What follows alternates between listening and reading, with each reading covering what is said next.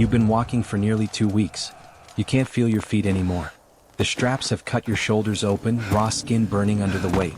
60 pounds of gear grind into yesterday's wounds, tearing them open again with every step. In 2 hours you'll arrive at a place you've never seen. You won't get to rest. You won't get a proper meal. You'll dig trenches and build walls until after dark. If you're unlucky, you'll stand guard through the night. You are not a prisoner. You are not a slave. You are a Roman legionary. And you will do this for the next 25 years.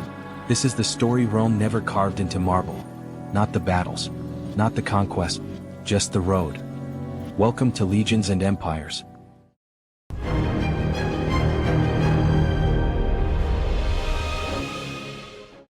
The system.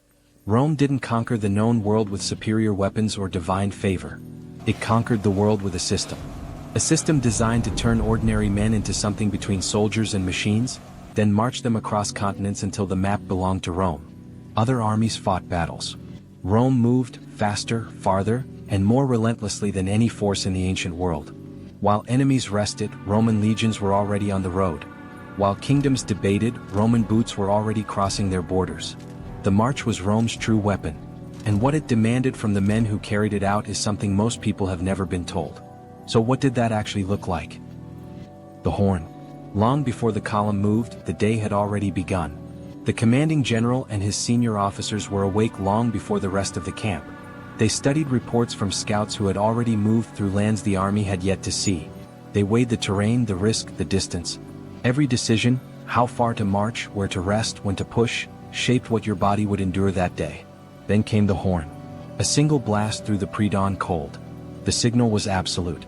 You had minutes to roll up your leather tent, pack your cooking equipment, strap on your armor, shields, shoulder your weapons and fall into formation. Every item accounted for. Nothing left behind. A single delay could slow a column of thousands. The total weight ranged from 60 to 100 Roman pounds. This burden earned soldiers a nickname, Marius Mules, after General Gaius Marius, who insisted each man carry his own provisions instead of relying on slow baggage trains. It made the army move faster as a whole. The machine.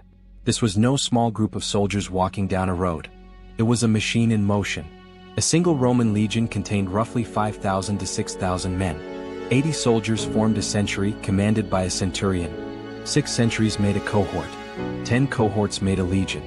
But legions rarely marched alone. Major campaigns moved 2, 3, sometimes 4 legions together, plus thousands of auxiliary troops, cavalry, engineers, and support personnel.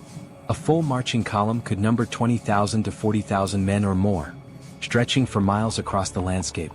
At the front, the vanguard, cavalry and scouts who had already been checking the route ahead for ambush points, difficult terrain, river crossings, and water sources. A wrong route decision out here didn't mean a minor inconvenience.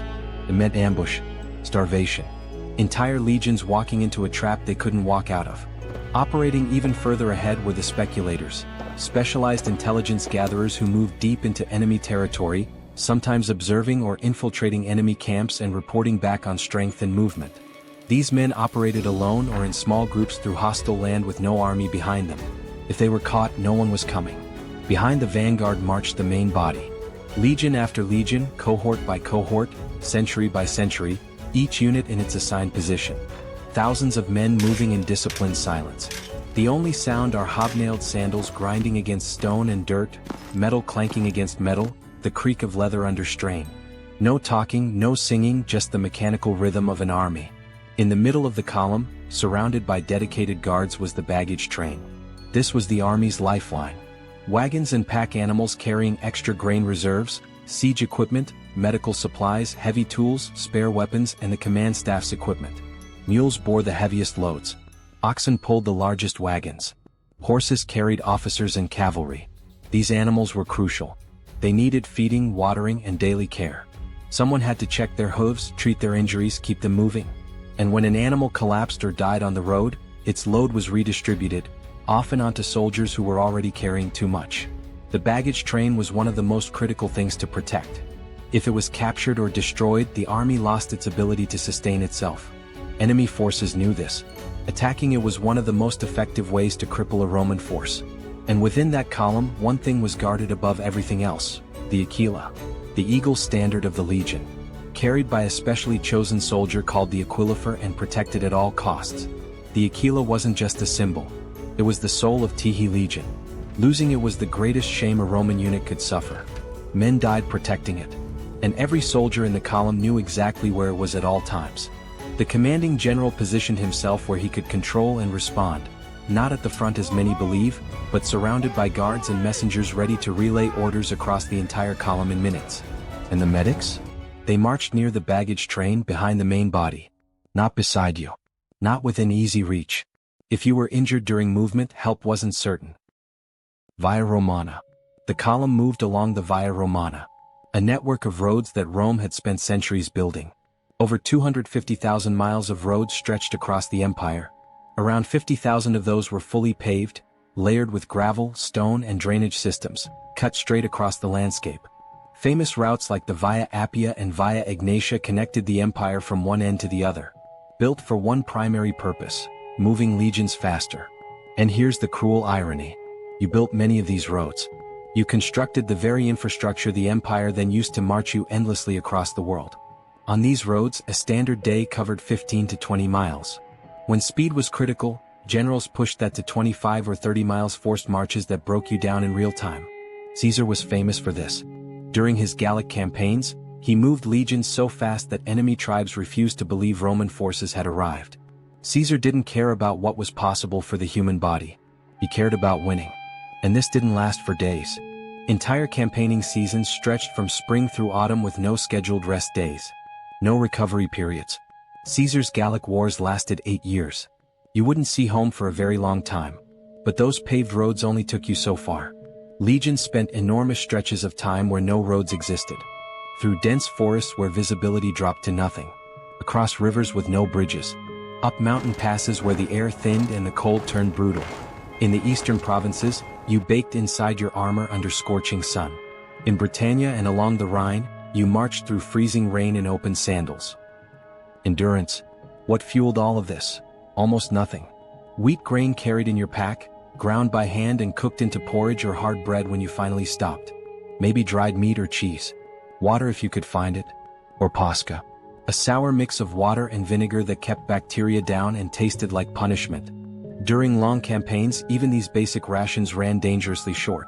And on this diet, covering this distance, your body didn't hold.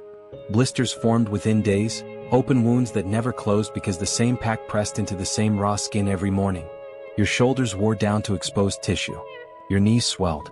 Infections spread through open cuts with no antibiotics, just vinegar and luck. Disease moved through the ranks constantly. Dysentery, fevers, illnesses that killed more Roman soldiers than any enemy sword ever did. There was no real medicine. You marched sick. You marched injured. You marched until your body physically refused. And when your body wanted to stop, the system made sure you didn't. Centurions carried vine staffs built specifically for beating soldiers who fell out of line. Falling behind, breaking formation, showing weakness. All punishable. Immediately. Publicly. For serious failures, the consequences could escalate to execution. Rare but real. And if that wasn't enough, there was decimation. 1 in every 10 men selected by lot and beaten to death by their own comrades. It didn't happen often. But it didn't need to. The threat alone was enough. Every soldier knew it could happen to him. So you kept walking. No matter what your body told you. You kept walking. Most people have never heard this side of Rome. Share it so others can see it. Now back to the march. And when you finally couldn't, when your body gave out completely, the legion did not stop. If you collapsed, you might be loaded onto a supply wagon if one was available. If the commander allowed it. Sometimes comrades carried you. Sometimes a medic reached you in time. But none of that was guaranteed. And if none of it came, you were left on the side of the road in hostile territory. Alone. Injured. With no way to defend yourself. The machine kept moving. Broken parts were discarded. So ask yourself, what happens to the ones who can't keep up? The ambush. Through every mile of this, the weight, the hunger, the pain, the threat of ambush never left. Enemy forces didn't always meet Rome on an open battlefield. They watched. They waited. They struck when the column was stretched thin, and one of their most effective targets was the baggage train. Destroy the supplies, scatter the animals, and the entire force begins to starve. The most devastating example came in 9 AD, deep in the forests of Germania. 3 full legions, as many as 20,000 men, were strung out along narrow forest paths when Germanic tribes closed in around them. The Romans couldn't form lines. They were exhausted. It was raining. Over 3 days they were surrounded and destroyed. Almost no one survived. The legion's eagle standards were captured, the ultimate humiliation. Every legionary who marched through unfamiliar territory after that carried this knowledge. Every tree line was a question. Every silence was a warning. So every step forward came with a question. Is this the day? And sometimes, after 20 miles under crushing weight, the enemy appeared. And there was no pause. You dropped your pack, raised your shield, and fell into formation. You fought on legs that could barely hold you upright against an enemy who may have been resting for days, waiting for this exact moment. The ones who survived the march still had to survive the battle. And many didn't. So ask yourself, how do you fight when your body is already broken? Built to disappear.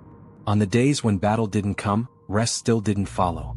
Hours before the column arrived, officers called meditors had already been sent ahead.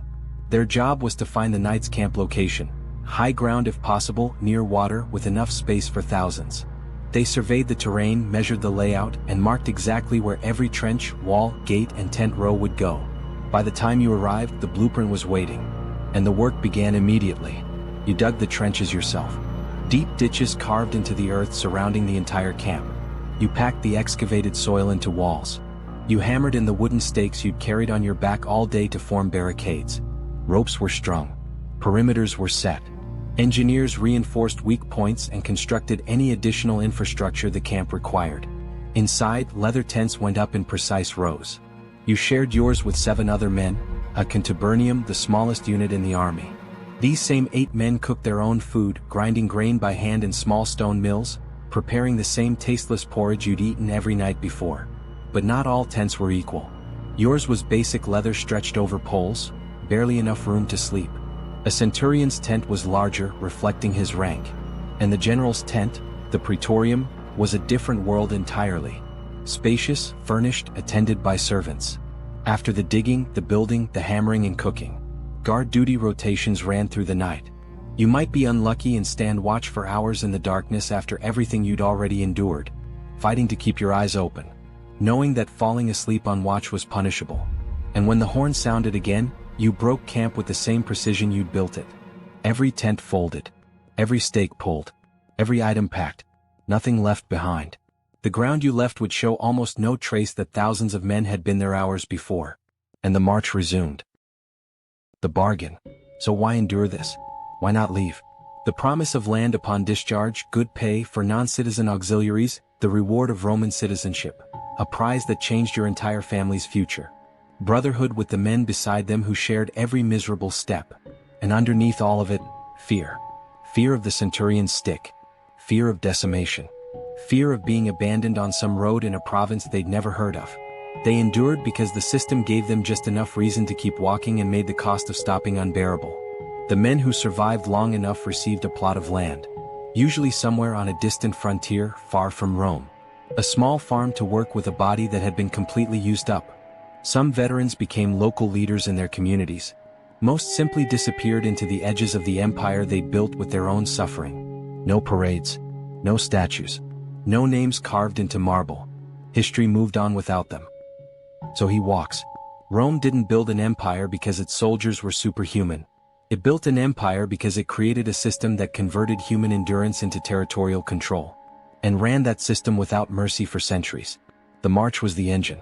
The ability to move faster, arrive sooner, and endure longer than any opposing force. That was Rome's true advantage.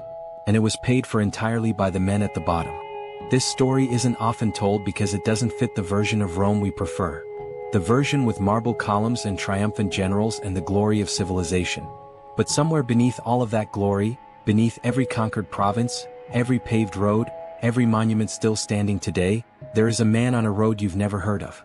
His shoulders are raw. His feet are bleeding. His pack is cutting into the same wounds as yesterday. He doesn't know where he's going. He doesn't know when it will end. But the horn has sounded. And so he walks. The glory belonged to Rome. The cost belonged to him. If this is the kind of history you want more of, the real stories behind the empires, subscribe. We're just getting started.